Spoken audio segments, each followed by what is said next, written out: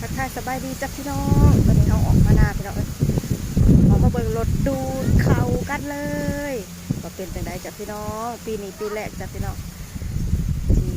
เราเอารถดูดอะลงไปหอดจังแกะลงไปหอดจังแกะนี่ตอนนี้เรากะดูได้ตู้หนึ่งแล้วพี่น้อง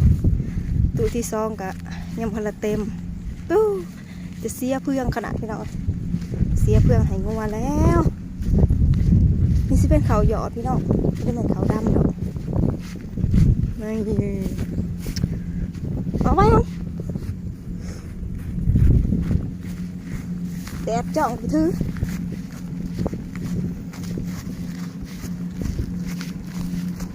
ขักอะไรบ้างเนี่ยบ้างเนี่ย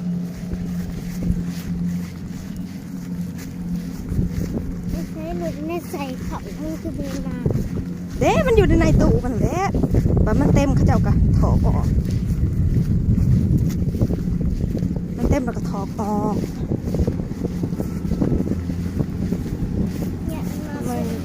ว้ายว้าวไปมันสีส้นนะได้เนาะเนี่ยนะขักกระโดดตึ้ง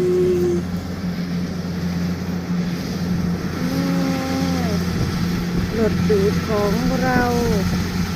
เอาเป็นกระสอบพี่น้องกระสอบ140,000 กีบเป็นเงินกีบมาเบิ่งรถมาเอาอยู่เฮียนเลยมาเบิ่งเป็นเงินบาทกระตบอยู่กระสอบละ60 กว่าบาทพี่น้องโอ้ยสิย่านยังป้ามันสิมานี่ป้าเขาเจ้าสิปล่อยมาโอ้ยหมอนี่ย่านของบ่ย่าน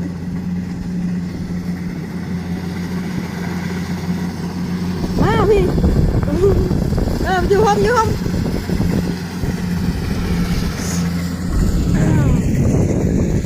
ขาห้องน้องพรเสียเขาห้องอันนี้จับตัดเอาจับตัดพี่น้อง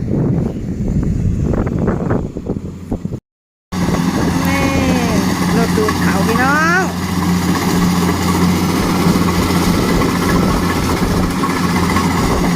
กับปีเดียวนี่แหละพี่น้องเอ้ยใส่รถดูดเพราะมันเกี่ยวกับทันแต่ละปีกันที่จะเกี่ยวแล้วก็ตัดเอา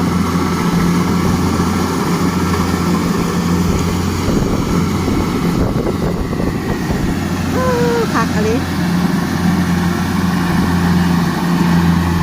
ถ้ากระดูดประมาณ1 ชั่วโมงพี่น้องเอ้ยถ้าก็ได้ตู้1ตู้ที่ 2ตู้ที่ 2กำลังสิเต็ม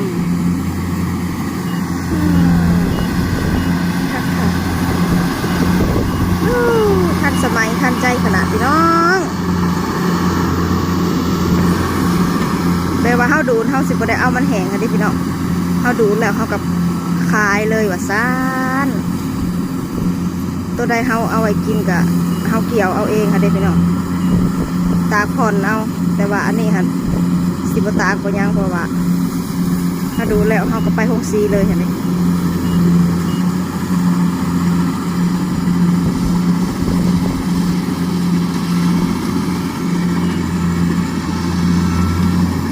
ก็ว่าอีกแบบหนึ่งได้แหละพี่น้องโบเมื่อไงอีก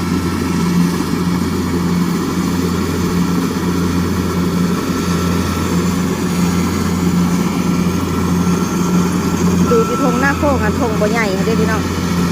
แบบมันบอลายนะได้อันได้40 ใบกระสอบ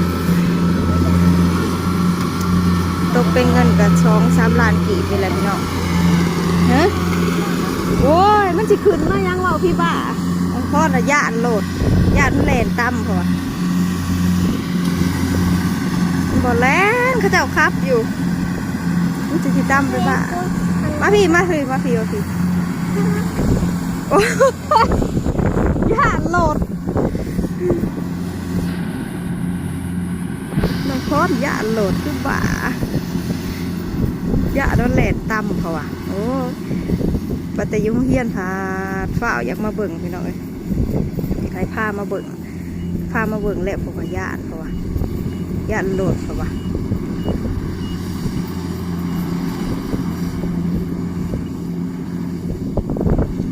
น กประมาณ2 ชั่วโมงก็คือสิแล้วเบิดพี่น้องนี่ก็ยังบ่หลายปานใดครึ่งเลยได้นี่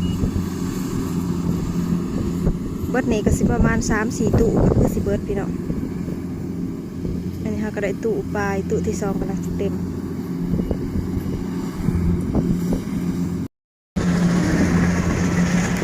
ถ้ากระดูดประมาณ1 ชั่วโมงสิแล้วเบิดเลยพี่น้องสิแล้วเบิดแล้ว2 ชั่วโมงนี่คือสิแล้วเบิดพี่น้องอยู่บ้านพี่น้องก็ใส่รถดูดมาจากพี่น้องบ้านน้องไม้นะฮะกับปีนี้แหละพี่น้องแต่ละปีก็มีแต่จ้างคนจ้างตัดจักพี่น้องบ่ได้จ้างแบบบ่ได้จ้างรถดูดรถเกี่ยวแบบนี้นะแต่ปีนี้อันเขามันซุกไว้เด้พี่น้องแปลว่าเขามันจะลบแล้วนะเพราะว่ามันมีแต่ฝนตกก็เลยอันเกี่ยวเอาบ่ทันเด้พี่น้องมันลายบ่อนเราก็เลยใส่รถดูดรถอันน่ะเอาพี่น้องทันสมัยเมื่อนานนะจ๊ะพี่น้อง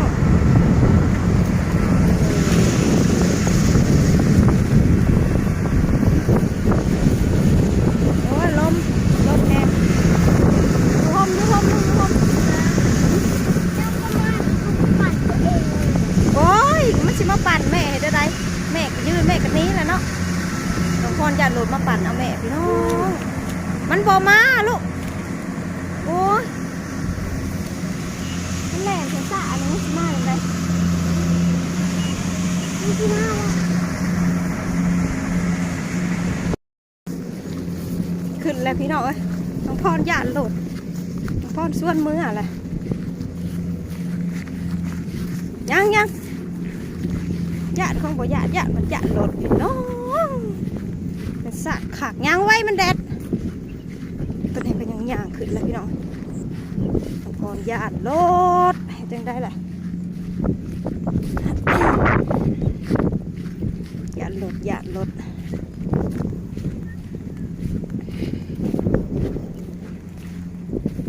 ผู้ได้ใกล้ๆชิแล้วเลยแหละพี่น้องเอ้ย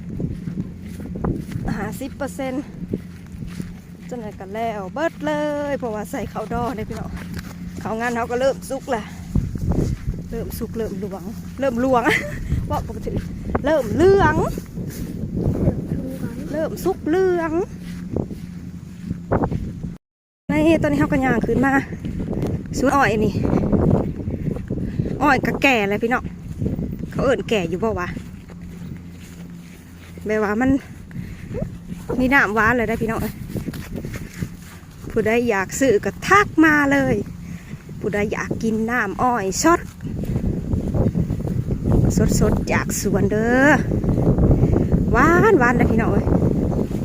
อ้าวตกขนาดเลยยังอ้อยหวาน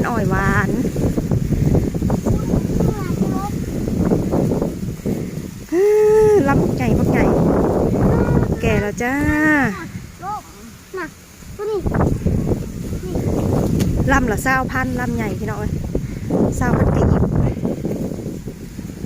30 กว่าบาทก็ตกเป็นเงินบาท